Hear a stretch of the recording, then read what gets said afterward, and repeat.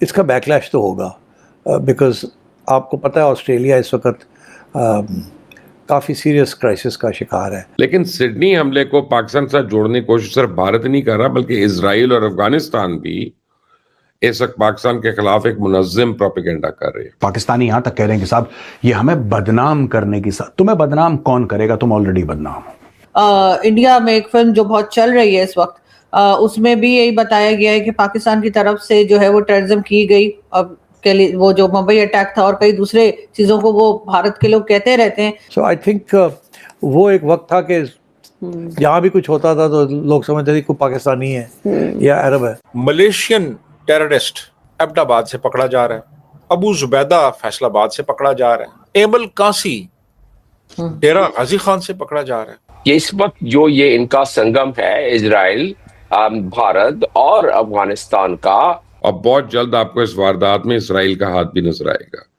आपने स्क्रीन पे ये ट्वीट देखें।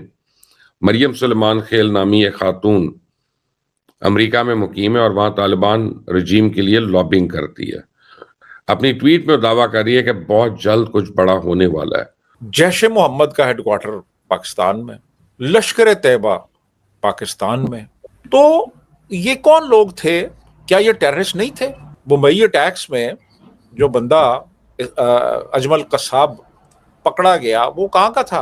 वो स्विट्जरलैंड से था। कुरान की आयत है कि हम उन लोगों के बच्चों को मार देंगे जिनके कई भगवान हैं। और हो सकता है कि एक दिन आ जाए कि मुसलमानों की भी प्रोफाइलिंग शुरू हो जाए पूरी दुनिया में, कि जी जो बंदा मुसलमान है उसकी स्क्रीनिंग करो कि क्या ये टेररिस्ट तो नहीं है। नमस्कार दोस्तों, कल जो ऑस्ट्रेलिया में हुआ उसके बाद से भारत समेत यूएसए और यूरोप में भी हाई अलर्ट जारी कर दिया है। जो 2 आतंकवादी कल मारे गए हैं उनकी पहचान हो गई है और कहा जा रहा है कि दोनों बाप बेटे थे और पाकिस्तानी ओरिजिन के थे। इस वक्त इजराइल का मूड बहुत खराब है क्योंकि भले ही ये हमला ऑस्ट्रेलिया में हुआ है लेकिन उनके लोग मारे गए हैं और हम सब जानते हैं कि इजराइल अब इसका बदला जरूर लेगा और पाकिस्तान को एक बड़ी कीमत चुकानी पड़ेगी।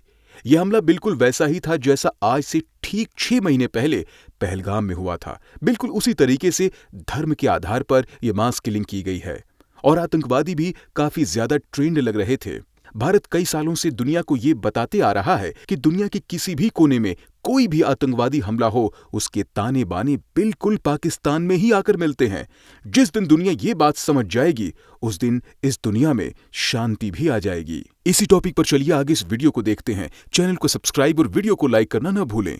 जय हिंद। बिल्कुल, लेकिन सर अब क्या होगा? पाकिस्तान के लिए और ज्यादा मुश्किल हो जाएगी, पाकिस्तानियों के लिए ज्यादा मुश्किल हो जाएगी।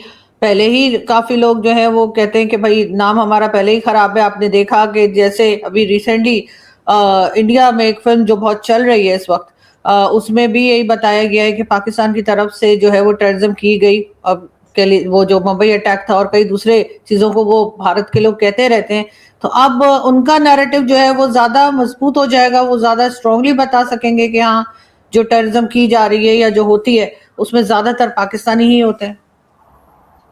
देखिए ना, आप इसको एक तरफ रखें, आप जरा तारीख देखें।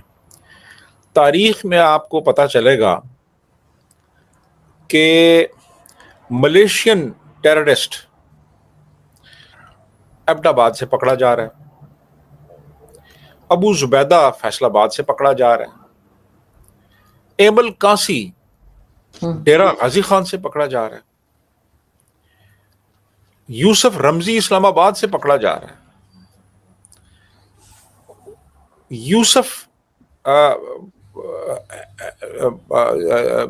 वो जो यूसुफ शेख था, यूसुफ हैदर शेख, वो निसार रोड रावलपिंडी से पकड़ा जा रहा है।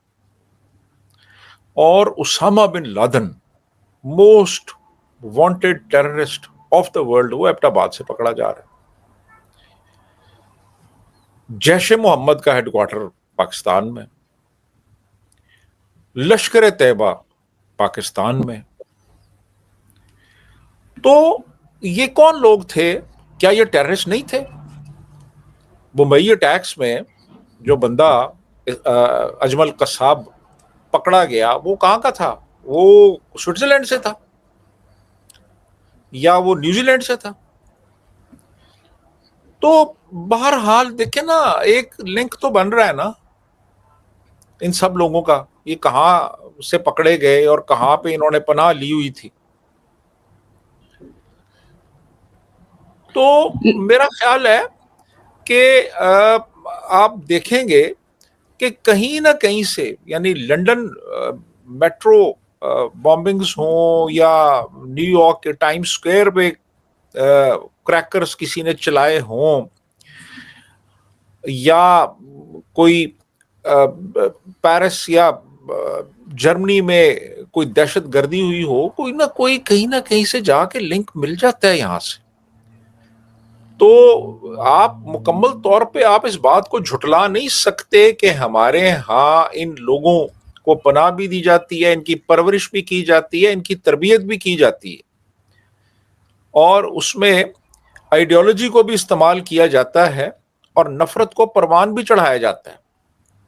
आप हमारी टेक्स्ट बुक्स उठा के देख लें, टेक्स्ट बुक्स जो स्कूलों में पढ़ाई जाती, तो आपको उनमें भी ऐसा मवाद मिल जाएगा जिसमें मुख्तलिफ मज़ाहिब के लोगों को बराह रास्त टारगेट किया गया। हमारा मीडिया एक रोल प्ले करता है इसमें, हमारी रियासत का रोल है इसमें। तो जब इस किस्म का माहौल आप कायम करेंगे तो फिर ऐसे माहौल में परवान चढ़ने वाले लोग दहशत गर्दी नहीं करेंगे तो और क्या करेंगे? ये एक कुरान है, कुरान की आयत है कि यहूदियों को और क्रिश्चियनों को दोस्त नहीं बनाओ। ये आपस में एक दूसरे के दोस्त हैं, लेकिन तुम लोग इनको दोस्त नहीं बना सकते। इसी तरह ये भी कुरान की आयत है कि हम उन लोगों के बच्चों को मार देंगे जिनके कई भगवान हैं। इसी तरह ये आप देखें कि इसमें है कि कयामत उस वक्त तक नहीं आएगी जब मुसलमान यहूदियों से जंग करेंगे और मुसलमान सारे यहूदियों को कत्ल कर देंगे, तब तक कयामत नहीं आएगी। यहूदी पत्थर और दरख्त के पीछे छुपेंगे तो वो पत्थर और दरख्त शोर मचाएंगे और मुसलमान को कहेंगे कि ओए मुसलमान भाई इधर आओ, ये देखो मेरे पीछे यहूदी छुपा हुआ है, और फिर उनको तुम मारोगे।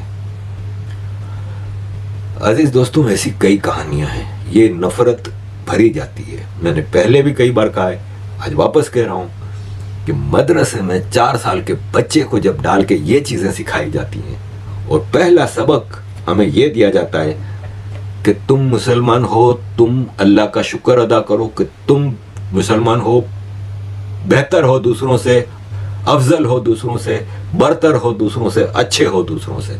सिर्फ तुम सही हो, बाकी सब गलत हैं।